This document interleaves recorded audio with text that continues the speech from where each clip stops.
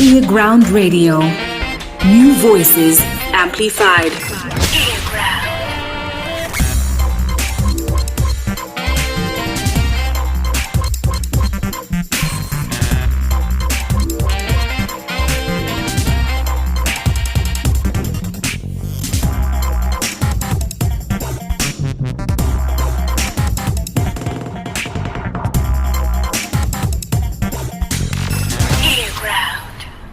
earGROUND, and your voice is amplified. My name is Plot Mark, and welcome to yet another edition of our weekly shows. And like I promised you, we're going to be having different shows that are focusing on different programs, different activities, different players within the creative industry. And today, we decided to start a program that is going to be focusing on the promotion side, behind the scenes, what happens for the showbiz to work the way that it has to work or the way that it is working. And today I'll be speaking to one of the leading promoters in Zimbabwe.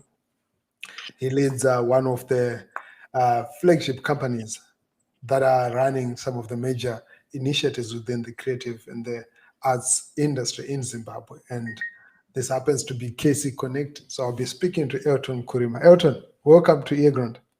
Thank you so much, Plot.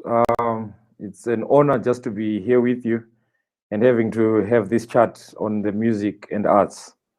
Wow, great. It's good to have you at such a time when a lot of activity has been put down for more than a year now. There's not so much happening, but you guys have defied the odds. We're going to get more into that. But just to start off with, most people would want to know who's Elton and also who's Kayse Connect. My name is Elton Kurima, a father of two, apparently. Happily married. let me take that one. Great. So you know, happily married, and I'm just a creative in your space. Someone who loves and enjoys music. Grew up in Chitungwiza. That's where I was born. So I would simply say born and bred in Chitungwiza. Yes. Spent most of my time hanging around musicians. I can pick. I used to share a bed with him at home. Yeah, a couple of artists I've spent time with. Grew up loving music, sang in the church choir, and yeah, here I am. And Kayse Connect is an company that it does promotions, arts, music, entertainment. That's what we do: music, arts, and entertainment. Yeah. That is great. But growing up in Chitungwiza, being surrounded by a lot of artists, did you see yourself become a promoter one of these days? Not really. I remember I actually thought, you know what, this music is not for elite. That's one thing that was always on my mind. When I grow up, I would not want to be a part of this. This is not for the elite. So it was not even close to my mind. But hey, you know what, we had it, and here we are. And do you remember the first event that you promoted? Patoranking. Wow, we started off with a big one, Patoranking. Patoranking. Yeah, Patoranking. Patoranking was the very first event that Kayse Connect we did on an international level as well. So the thing is, we wanted to start and decided to start by just doing it big. That's how we chose to do it. Wow. Wow, that is great. I think what I'm going to do is I'm going to give people a snippet of what transpired, for the Patoranking show, and we're going to get deep into our conversation to talk about the business behind, promotions, or the promotions behind the business. I don't know which one comes after the other or before the other. It's just like the hen and chicken. It's like the hen and chicken argument, yeah. True. And thank you so much to all those that are tuning in. Takuzo Asha Johnson, thank you so much. I see you. Taino Trevor, Delvin Kayse, they're tuned in, they're watching, and they're enjoying the program. So I'm going to play that snippet and then give people a bit of perspective of the big things that you've been working on and the impact that you've been making in the industry. Let me see. I hope I. No, this not the Patoranking one. I have it somewhere here. Let me see. I think this is the.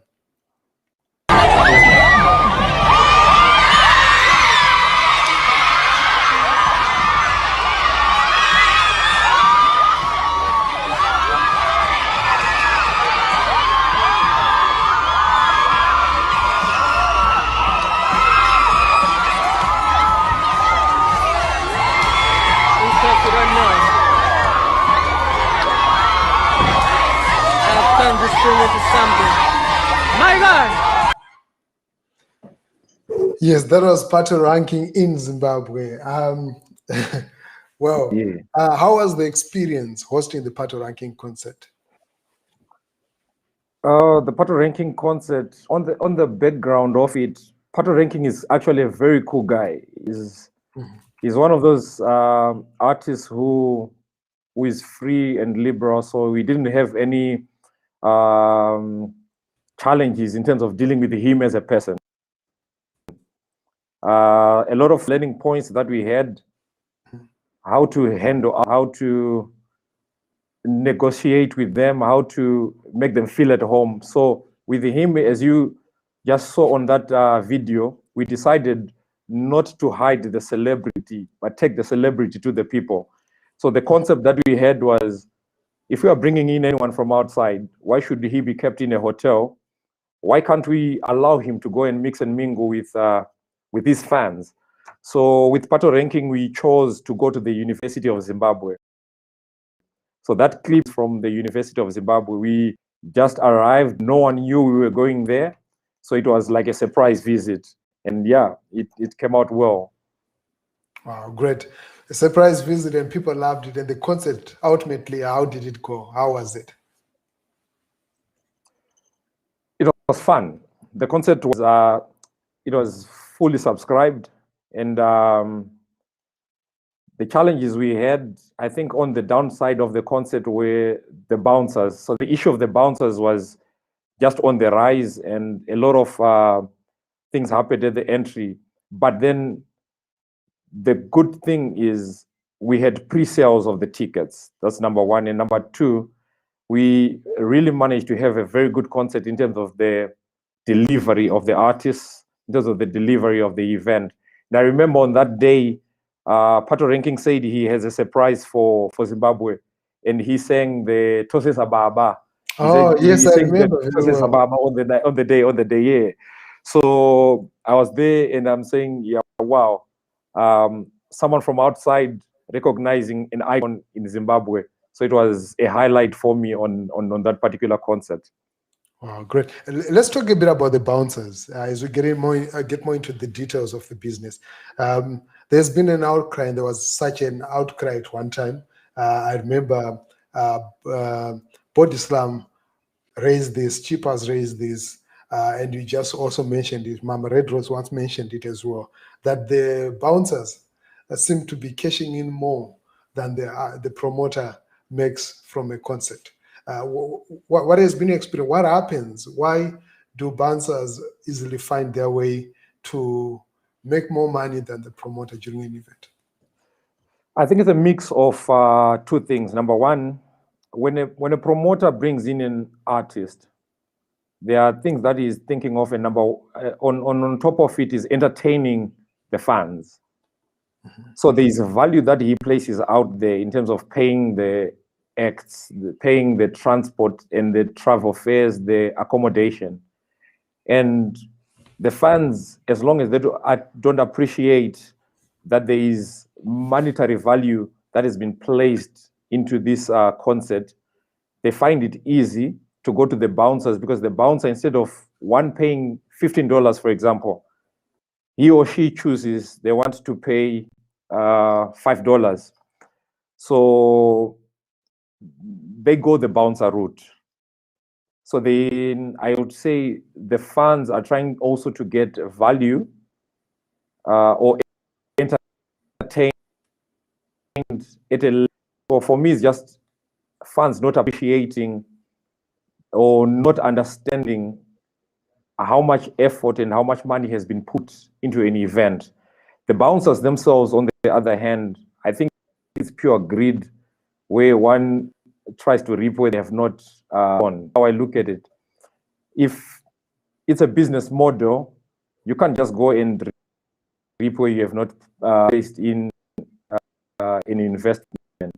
So I look at it as greed. I look at it as theft. That's what it is. Yeah. Wow, greed and theft there. But what measures, because this continues to happen, is it not that promoters are not putting enough measures to ensure that they avoid such situations where bouncers cash in? Because it continues to happen to different promoters. Is it now, because me as a fan, if given a choice, I'm not saying that's what I would do, but I'm just thinking of an average fan that gets to a venue, and then they are able to access the same ticket for less the money. A lot would actually go that route.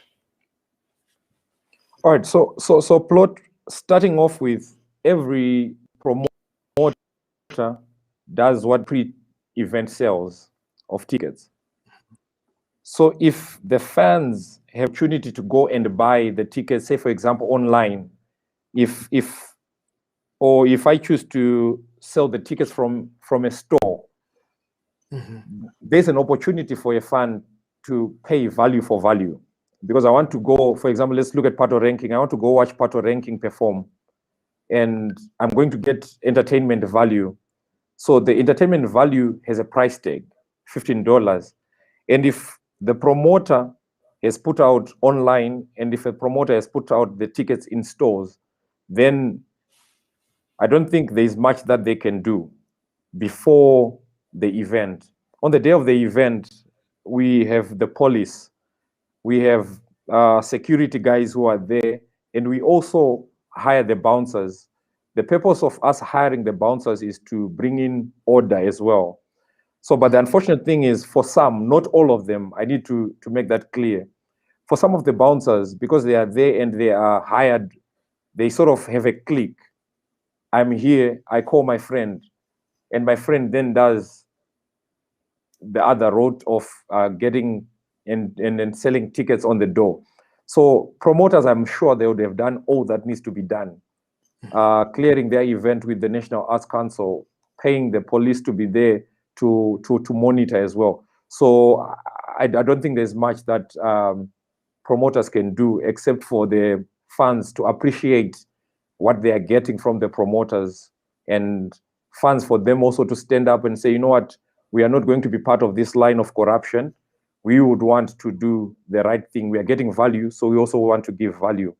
That's my take, and that's how I see it. And still on that subject, before I move to my next question, are there reputable security companies like bouncers that promoters would say, look, you know what, maybe if you go to this particular company and then you get a fair deal. I remember when I was promoting events, there was one particular group of bouncers that I trusted, and whenever I did events and I invited them, they would come in and deliver. I never had any problems with them. Is there something like that where you could say, okay, there is maybe not 100%, but they're actually reputable security companies that are offering better security. Yeah, they are there, Plot. But then the dynamic is you engage one person who then gets his team together. So he is honest, he is on point, he has everything going. But maybe the people that he engaged then will then bring in that other side that we have been talking about. But people who are honest, people who are loyal, they are there. And yeah, we deal with those ones. But you always know where there are so many people around, there is bound to be those connections, and bouncers take advantage of that. Wow, great. So we're just going to take a small commercial break. We're coming back just right after this. And keep your messages coming through. My name is Plot Mark. I'm speaking there to Elton, Kurima of Kayse Connect. You're on earGROUND, New Voices Amplified.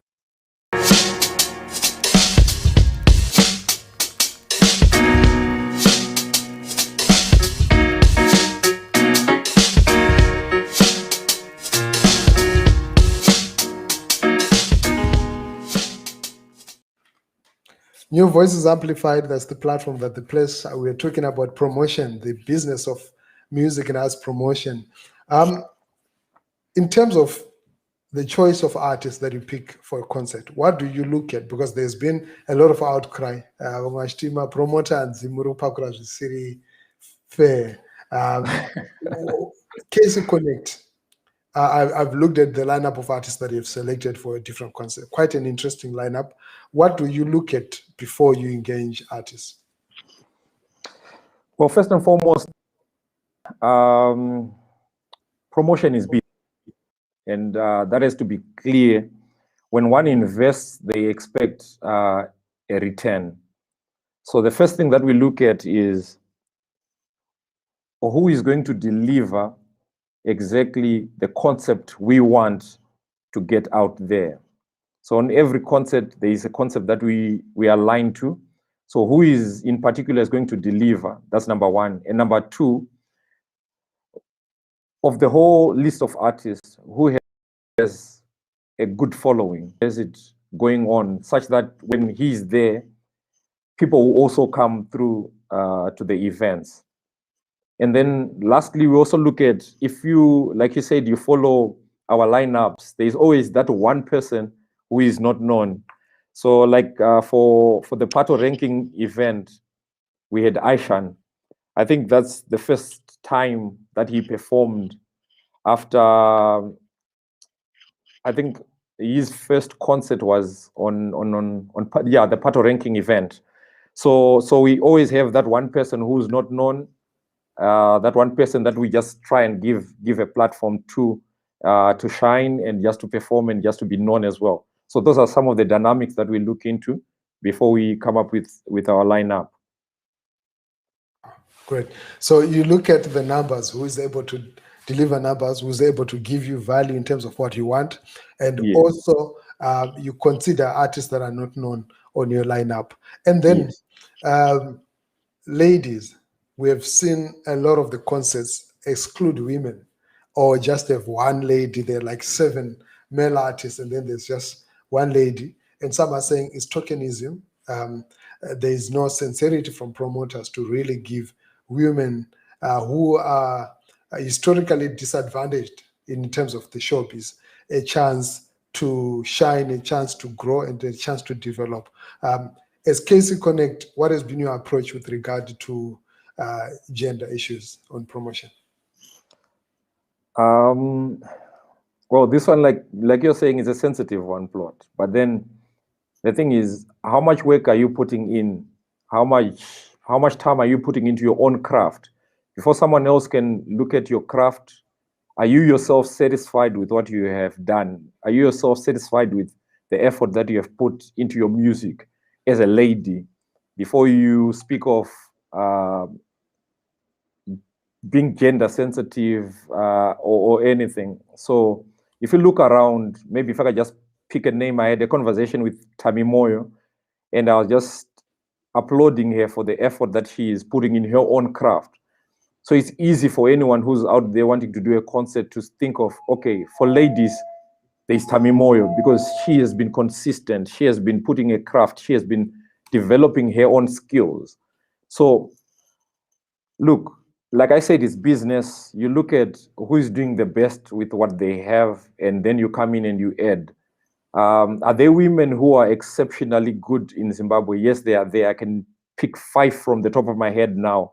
So do you mind giving out those for you as a promoter? Tammy Moyo, one of them. Amara Brown, she's good. Gemma coming into herself. And at the moment, I'm loving how look, it just slipped, you know. Akaimba Mfuzo Bombe.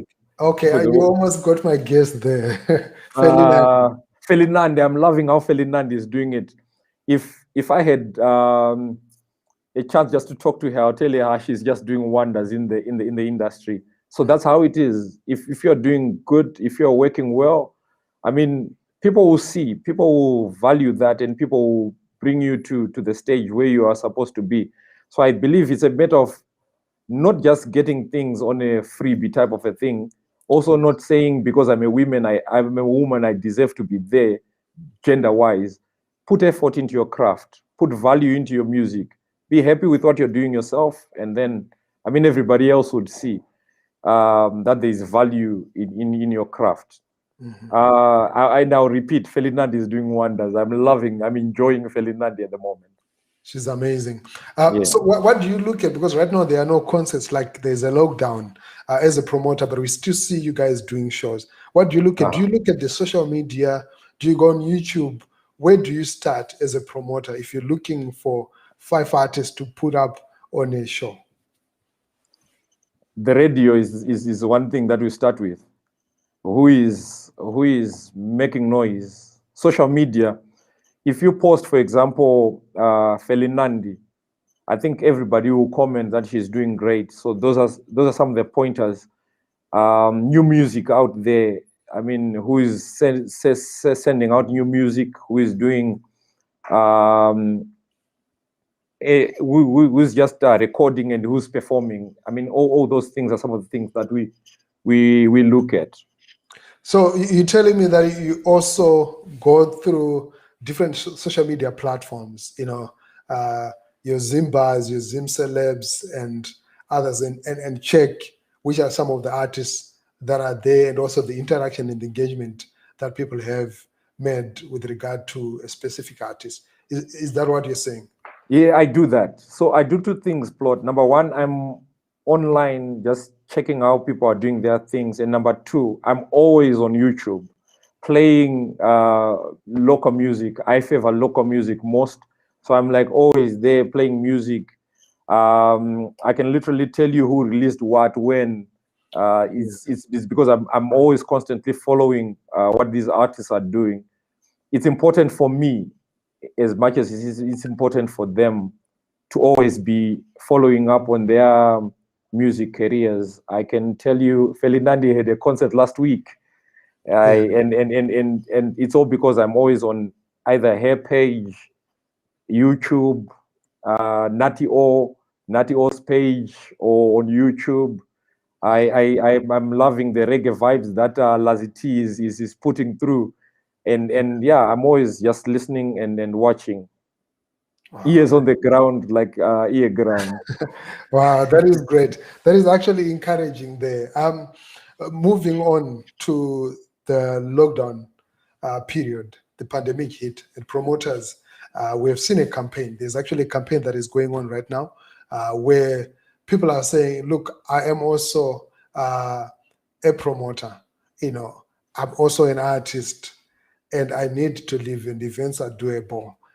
We're going to get more into that, but I want to talk a bit more on Kayse Connect. You did a couple of concerts, and I'm going to play a snippet from, actually 2-3 snippets from some of the concerts that you have done, just to give people a bit of an insight into these events that you're doing. And I'm going to start off with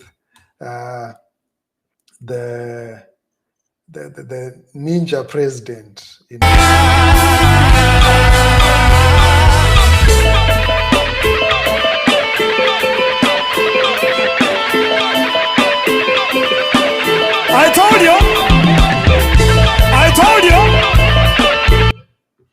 I told you that is Kayse Connect.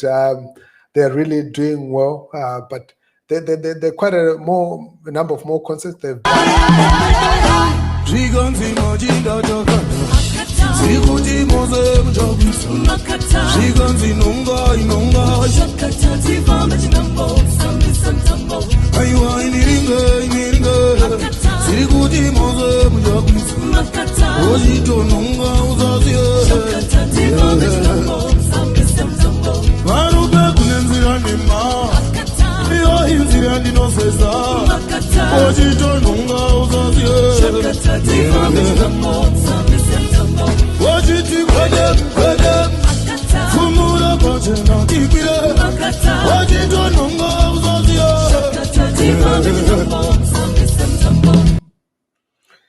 Yes, and they've also done a couple of gospel concerts. So I'm just going to play the most recent concert.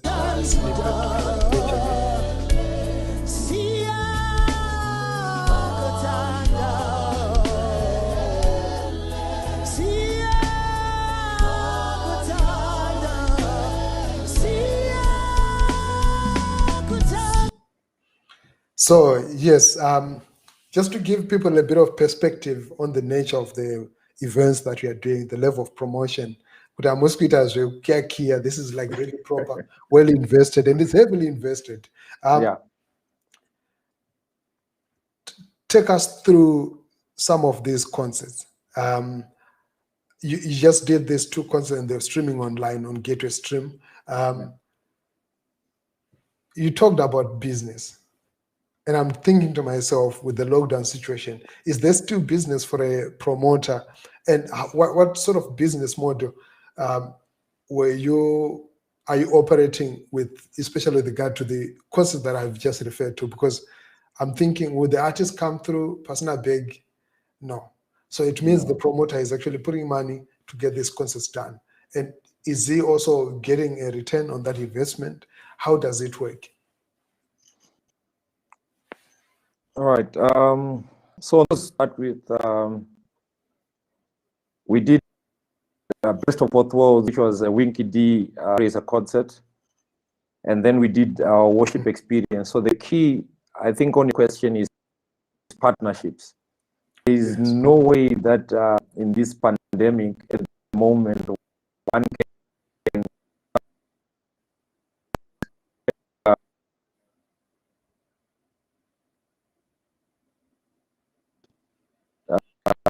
to get the money back, but then the power of partnerships.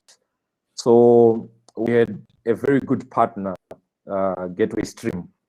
So we partnered with Gateway Stream music app, which allowed us to do a pay-per-view concept. So basically, it's a foreign concept locally, though internationally, I think it's out there and people are enjoying using pay-per-view concept. Locally, Gateway Stream, Kayse Connect partnered to bring you Best of Both Worlds. So corporates, when they see value, they also partner with you.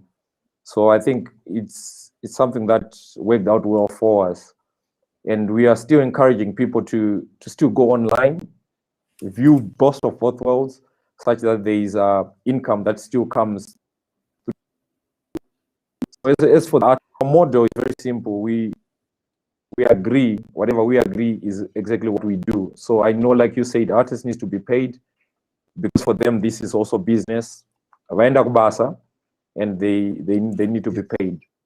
So at the end of the day, the biggest dynamic on promoters is getting corporates on board, and then getting people who can sponsor those events. And I think it's all coming down to value. What type of value are you throwing back to the corporates? So it's always that catch. Corporates can't come where they don't see value. So you need to really sell yourself to them and see how you can work together with them. And for us, Gateway Stream worked as a partner. Wow. And are the artists appreciating this effort? Do you see them appreciating and supporting what you guys are doing, especially at a time like this? Unfortunately, I would have to say some do, some don't. As a promoter, one of the things that we know is this is a partnership. I think that's the best word that I can use. If I set up an event and I approach artist A, it basically means I'm getting into a partnership with artist A. Why is it a partnership? It's a partnership because I want ticket sales. You also want me to pay you. So it's a partnership. And unfortunately, for some artists, they don't see the value. So you end up doing the bulk of the work, I'll say, in terms of the marketing of the event. Yes, that's So an interesting one. Yes, you go ahead. If I engage artist A, I'm engaging artist A because I believe you have fans that can follow you and make it easy. And it's so sad that some artists choose to post for the concert, and in course, everything is said is yours. But then, if I look at a partnership, because number one, you a performance, I understand, but you also perform such that to pay you. So I think it's always that catch to understand that partnership is key when we come to concerts. Whatever effort that I want to put, I believe artists should also put not 100% of what I put, but maybe 10, 20%. Just post maybe once a week. Just post, I'll be performing here, I'll be doing this, I'm working with this guy. I mean, that's just an expectation. Some artists do, some don't. Wow. Okay. Is that something that you think could be included in the contracts? To say, Definitely. look, I'm hiring you as an artist to perform, but you also need to talk about the event. Or there's also an expectation from the promoter to say, look, you as an artist, I've hired you for this event. You should be able to talk about it. So now, because of the lessons that you get to learn in the industry, I'd say to you, it's key that this becomes a marketing clause. Whatever contract that goes out there has to be a marketing clause that specifies the terms and conditions of marketing. Initially, you know, when you deal with people, you are assuming that, you know what, I've hired artist X, and the expectation is it's his event, so he's gonna post. It's her event, so she's gonna post. She's gonna be talking about it. Most of the time, you end up going asking Akomdara, post Gamdara. You know, what's the response? What sort of responses do you get when you ask an artist or the management to also post about the event where they are performing, where you've paid a full performance fee? I'll give this as an example. It's easier to get Patoranking to post my post than most of the local artists. And if you remember on Best of Both Worlds, Patoranking posted and just said two of the biggest artists in Zimbabwe. But I'll tell you, most of the artists who are local can't do that. They don't do that. So it's easier to get those posts elsewhere rather than artists. That's the observation we have had so far. Wow. Okay. Best of Both Worlds. We remember it had the first show that didn't happen. And I know most people went speculating. There was a lot of talk in the press and elsewhere. And I think just to create a bit of closure, people would want to know what had transpired, because you had a concert and then the concert got cancelled, didn't happen, and then you did another concert. And I assume that you also lost a lot of money with the cancellation. You know what, Plot? I believe it all starts and ends with me as the promoter. Whatever happened in the background still remains my responsibility. Whatever good, whatever bad, still my responsibility. responsibility. So I want to shoulder this one and say, as a promoter, all due diligence was done, but at the end of the day, the show didn't kick off. So it still remains my responsibility. And we did all that we had to do to make sure that a later date was scheduled and the concert was done. So I think going back, trying to see what happened and all that, I would just want to say it's always our responsibility. When such things happen, we make sure that we solve all the issues that need to be solved and things that need to be done are done. Wow. Making sure that all things that need to be done are done. I'm going to move over to the issue that is trending right now. Events are doable. But before we do that, I'm just going to play a small snippet from one of the events that we did, and then we continue from there.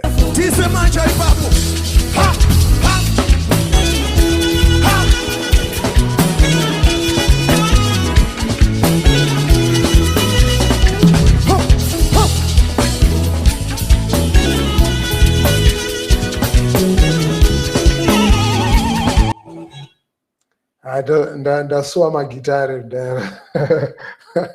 I miss the feeling of a live show. You know, it's really getting into my head. Yeah. Now there is a campaign. There is a campaign that is happening right now, and people are talking about this campaign. Events are doable, and for the benefit of those that are watching, here is what some of the promoters and artists are saying. They're saying events are a source of employment and events are doable. And it goes on. There are so many messages that are being shared around this campaign. You know, I'm an artist without events. I have no income. I can't survive, you know. And I also saw another one that says, as a promoter, as an artist, I now have to go to South Africa for me to make money. Let's talk, as Kulume, about this particular campaign. This call from artists and promoters for events to resume. What's your take as Kayse Connect? Look, this is like my garden. We all want concerts to be back. We're meant to be back. I mean, no doubt. But at the end of the day, I subscribe fully with that campaign to say events are doable. Maybe just the question is how. I'm fully behind events are doable, but I also believe that there are authorities who look at it's something that at the moment we can push, but then the powers be have the final decision. So I think I'm for getting new times for events. I'm just imagining having an outdoor concert properly barricaded. I think at one point I posted a picture. I think I got it from, is it Denmark? I can't remember. But then they're doing outdoor concerts, family by family. They have their own cubicle. So it's something that if the investment is there and if the powers be say it's okay, then I mean it's fine. But yeah, they are doable. It's just the how part that needs to be sorted out. Wow, events are doable. But you as a promoter, do you think it's practical? Like if you had a chance now to resume events, do you think, given the pandemic, given the fears that people have, and also the limited infrastructure that allows events to happen in different formats, do you see this as something that is practical and doable from an artistic point of view, from a promoter point of view, and also an audience perspective? Look, doable plot. Outdoor, proper investment for cubicles, proper discipline. Discipline will also come into play in terms of how many people are allowed, how many people should get into a cubicle. Families, if you're coming from one family, you buy your tickets and you get your own cubicle. properly socially distanced, then that's fine. I think it's doable. For me, I think outdoor is the easiest for now. Outdoor will be the easiest. It gives us a lot of space to work around, but there's gonna be need for huge investments, but security and I don't know, testing all the proper COVID protocols. So there's really for that investment to be there. Wow, that's great. That's quite encouraging. Then I hope that the powers that be will take heed and will engage also with the creatives to see the way forward in creating a conducive environment for the resumption of events. Yeah. What's next? What is Kayse Connect working on apart from what we have seen so far? What else are you doing and what else are you promising us in the future?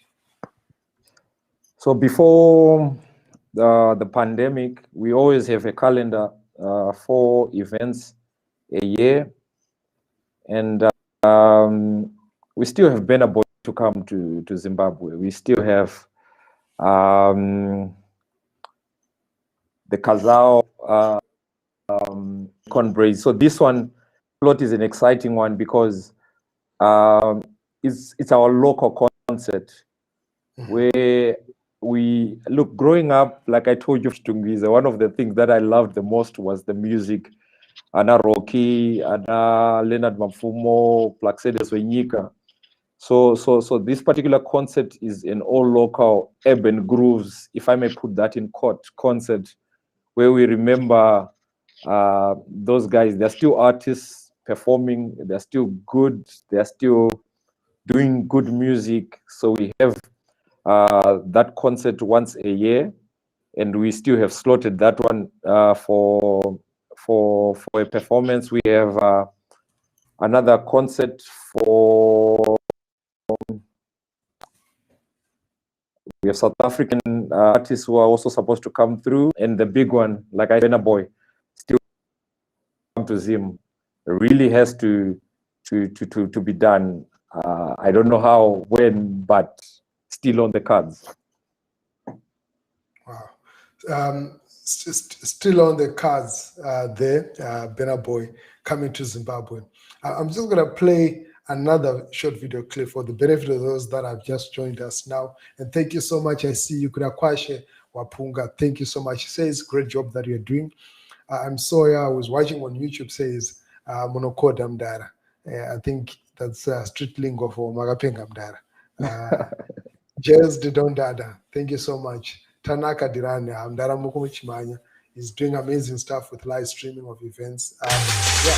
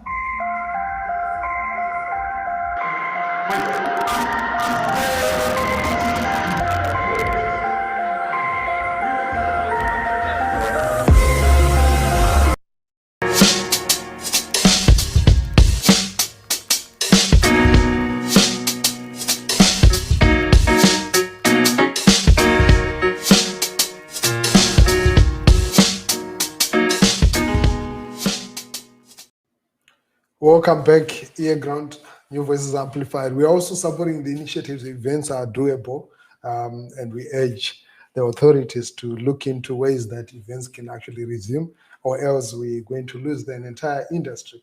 Artists now have to cross over to South Africa for them to get gigs, to get concerts. The few corporates that are throwing in support towards artists, they're overwhelmed, I assume, because with so many artists, hundreds of them, thousands of them, and the whole entertainment industry, from people that are working behind the scenes, making sure that events happen, a lot of them are not working. Also, those that are even providing food, vendors, and everyone who is involved around an event, they are jobless at the moment. Now, if there's an artist out there who's watching and they would want to get in touch with Kayse Connect, or if there's a promoter, if there's somebody who wants to collaborate and network and work with you guys, how best can they get in touch? Well, my number is 0782 818 505, or they can call 0787 884 998. Online, we are Kayse Connect. So we take time to go through all our social media pages. Follow us, like our pages on YouTube, Kayse Connect TV. We are there as well. Great. Like and follow Kayse Connect on Facebook, on YouTube, and you'll be able to connect with Kayse Connect. And your current playlist right now, you mentioned quite a number of artists that you're keeping an eye on, but which 3 artists would you say form your playlist at present? Natty O. I think the world needs to look out. Natty O is he's a banger. I mean, Natty O. I love Aishan, Yes, and Felinandi. Those 3 are topping my list at the moment. Wow, that is great. Felinandi, Aisha, Natty O, you have heard it. Kayse Connect is keeping an eye on you guys, and I think they've actually done shows with 2 of you already, Natty O and Aishan. So I keep an ear or an eye for my sister Felinandi, who's doing amazing, to say keep doing what we're doing. The promoters are watching, and definitely there's going to be more that's coming through. Wow, it's been awesome. It's been great. It's been nice speaking to you, and thank you so much for giving us a glimpse into what happens behind the scenes in terms of music promotion, and your word to people that follow Kayse Connect and all the friends of music in Zimbabwe. I think first, thank you so much, Plot, for having me on your show. To the fans and the world out there, stay safe. Definitely, we shall dance again very soon. We shall definitely have time to have fun.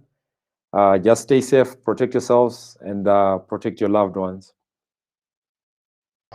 Stay safe, protect yourself, and protect your loved ones. Those are the words from Elton Kurima of Kayse Connect, one of the leading music and arts promoters in Zimbabwe, who has been telling us about their operations, but also what goes on between the artists and the promoters, and behind the scenes, all the details. So until next time, stay tuned to earGROUND. This week, we've got some exciting interviews. I'm going to be speaking to Metaphysics. I'll be speaking also to Drez Dumimara Jr., who is dropping something amazing this coming weekend. And I'll also be speaking to RP, who's a hip hop artist from Chitungwiza, tomorrow on Saturday, not tomorrow. Yeah. So stay tuned. Until next time, earGROUND, New Voices Amplified. We keep you entertained, we keep you informed. I'm out.